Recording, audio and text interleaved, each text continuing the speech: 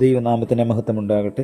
മനോഹരമായ ഈ പുതിയ പ്രഭാതത്തിലെ നമ്മുടെ ഒന്നിച്ചുള്ള ചിന്തയ്ക്കായി ലഭിച്ചിരിക്കുന്ന വേദഭാഗം അപ്പോസ്തലനായ വിശുദ്ധ പൗലോസ് ഫിലിപ്പിയർക്ക് എഴുതിയ ലേഖനം 3-ാം അധ്യായം 7-ാം വാക്യം. എങ്കിലും എനിക്ക് ലാഭമായിരുന്നതൊക്കെയും ഞാൻ ക്രിസ്തു നിമിത്തം ഛേദമെന്ന് എണ്ണിയിരിക്കുന്നു. യൂറോപ്പിലുള്ള ഒരിനം പക്ഷിയാണ് റോബിൻ.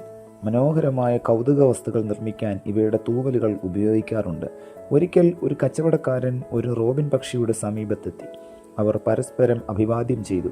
പിന്നീട് കച്ചവടക്കാരൻ റോബിനോട് പറഞ്ഞു, റോബിൻ, നീ ഇര തേടി എല്ലാ ദിവസവും വളരെ ബുദ്ധിമുട്ടുന്നു. ആ അധ്വാനം ഞാൻ കുറച്ചു തരാം. റോബിൻ ആകാംക്ഷയോടെ അയാളെ ഉറ്റുനോക്കി. എന്താണ് പറഞ്ഞാലും റോബിൻ തിരക്കി. അപ്പോൾ അയാൾ പറഞ്ഞു, എല്ലാ ദിവസവും ഞാൻ നിനക്ക് ഇര കൊണ്ടുവന്ന് തരാം.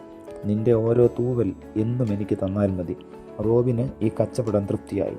കഷ്ടപ്പെടാതെ അധ്വാനിക്കാതെ തീറ്റ ലഭിക്കും. എനിക്കാണെങ്കിൽ 100 കണക്കിന് തൂവലുണ്ട്. അതിൽ ഏതാനും തൂവലുകൾ പോയാലും ഒന്നും സംഭവിക്കാൻ പോകുന്നില്ല. റോബിൻ ആത്മഗതം പറഞ്ഞു. കച്ചവടക്കാരൻ പറഞ്ഞു, ഒരു തൂവലിന് ഒരു മൺവിര ഇരയായി തരാം. കച്ചവടം ഉറപ്പിച്ചു. ഇരുകൂട്ടരും വ്യവസ്ഥ സമ്മതിച്ചു. പിറ്റേ ദിവസം മുതൽ കച്ചവടക്കാരൻ ഓരോ മൺവിര വീതം റോബിന് കൊടുത്തു തുടങ്ങി.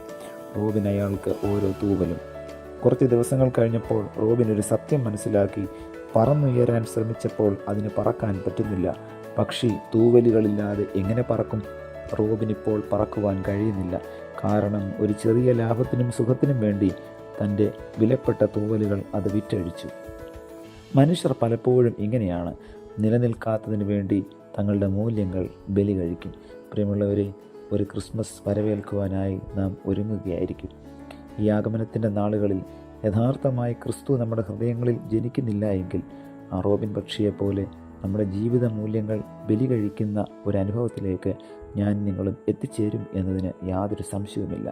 ആകയാൽ കർത്താവ് നമുക്ക് നൽകിയിരിക്കുന്നതായ ജീവിതത്തിൻ്റെ മൂല്യങ്ങൾ മനസ്സിലാക്കിക്കൊണ്ട് കർത്താവിനെ യഥാർത്ഥമായ ഹൃദയത്തിൽ ഉൾക്കൊള്ളുവാനും അർത്ഥവത്തായ ഒരു ക്രിസ്മസ് ആഘോഷിപ്പാനും തക്കവണ്ണം ദൈവമേ എന്നെ സഹായിക്കണമേ, ഞങ്ങളെ സഹായിക്കണമേ എന്നുള്ള പ്രാർത്ഥനയോടുകൂടെ നമുക്ക് ഈ പ്രഭാതത്തിലായിരിക്കാം. ദൈവത്തിൻ്റെ പരിശുദ്ധാത്മാവ് നമ്മെ അതിന് സഹായിക്കട്ടെ. പ്രാർത്ഥിക്കാം. പ്രിയ കർത്താവേ, നൽകിയ വചനത്തിനായി നന്ദിയോടെ സ്തോത്രം. ഞങ്ങളുടെ ജീവിതത്തിൻ്റെ മൂല്യങ്ങൾ എന്തെന്ന് മനസ്സിലാക്കുവാനും അതിനെ യഥാർത്ഥമായി മുറുകെ പിടിക്കുവാനും ഞങ്ങളെ അവിടുന്ന് സഹായിക്കണമേ. ഞങ്ങളുടെ മൂല്യങ്ങളെ നഷ്ടപ്പെടുത്തുന്ന എല്ലാവിധമായ ലോകശക്തികളെയും പൈശാചിക ശക്തികളെയും തിരിച്ചറിയുവാനും അവയോട് എതിർത്ത് നിൽക്കുവാനും ഞങ്ങളെ അവിടുന്ന് സഹായിക്കണമേ. പുത്രൻ്റെ നാമത്തിൽ പ്രാർത്ഥന കേൾക്കണം പിതാവേ. ആമേൻ.